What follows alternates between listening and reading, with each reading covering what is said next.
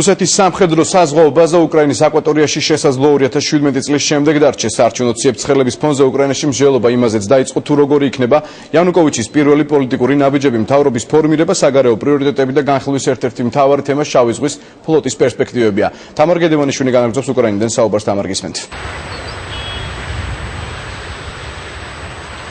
საარჩევნო ციებ-ცხელების შემდეგ ახლა უკრაინაში განხილვის ერთ-ერთი მთავარი თემა ის არის, თუ რა ნაბიჯებს გადადგამს ვიქტორ იანუკოვიჩი პირველ რიგში. პოლიტიკური თემები, ეკონომიკური საკითხები და საგარეო პოლიტიკა. ამის გარდა დღეს უკრაინაში იმაზეც მსჯელობა გაგრძელდება თუ არა სევასტოპოლის რუსეთის ფლოტის არენდა.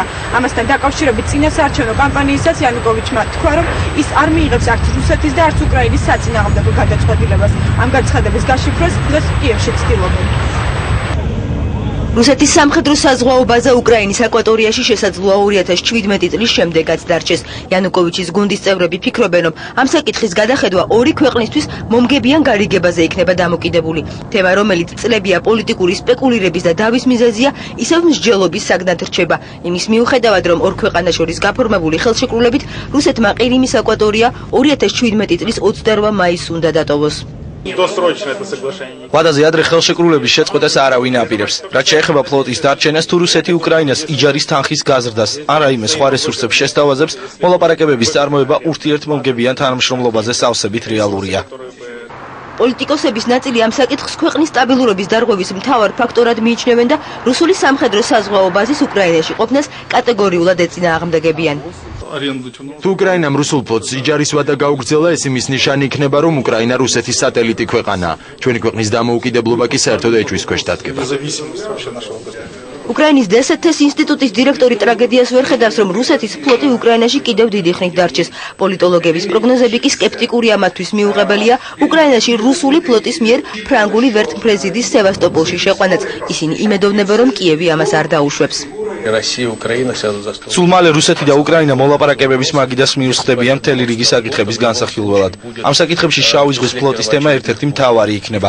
სავსებით შესაძლებელია, რომ ფლოტის ყოფნის გახანგრძლივების საკითხი უკვე დასმულია. გასაკვირველია უკრაინისთვის რაიმე სახის ეკონომიკური შეღავათების სანაცვლოდ. უკრაინის პოლიტიკური ძალების უმრავლესობა იჯარის შეწყვეტის მომხრეა. იანუკოვიჩმა კი განაცხადა, რომ ეს რთული საკითხია და იგი მზადაა მოლაპარაკებები აწარმოოს. ჩემი ვერსიაა, ხელშეკრულების გაგრძელება არ მოხდება, იქნება თანამშრომლობა რაიმე სხვა უფრო რბილი ფორმებით. ექსპერტების ნაწილი დარწმუნებულია, რომ წელს რუსული ფლოტის სევასტოპოლში ყოფნის საკითხი არ გადაწყდება და ის პოლიტიკური სპეკულირების საბაბად დარჩება. ფლოტის საკითხი 2010 წელს არ გადაწყდება, ის გაცილებით გვიან გადაწყდება. უკრაინის კონსტიტუციის მიხედვით სახელმწიფოს ტერიტორიაზე უცხო ქვეყნის სამხედრო ბაზის არსებობა დაუშვებელია. 1997 წლის შეთანხმების გადახედვის შემთხვევაში ახალ ხელმძღვანელობას კონსტიტუციის შეცვლაც მოუწევს და სავარაუდოდ რადაში ამ თემის გადასაწყვეტად ხმათა უმრავლესობის პოვნა გაუჭირდება. კიევში ფიქრობენ, რომ ფლოტის საკითხი 2010 წელს არ გადაწყდება, თუმცა ის პოლიტიკური სპეკულირების თემა საკმაოდ დიდხანს იქნება. კიევში დღეს კატეგორიულად ეწინააღმდეგებიან იმ ინიციატივასაც, რომელიც მისტრალის სწორედ შავ ზღვაში განთავსებას გულისხმობს.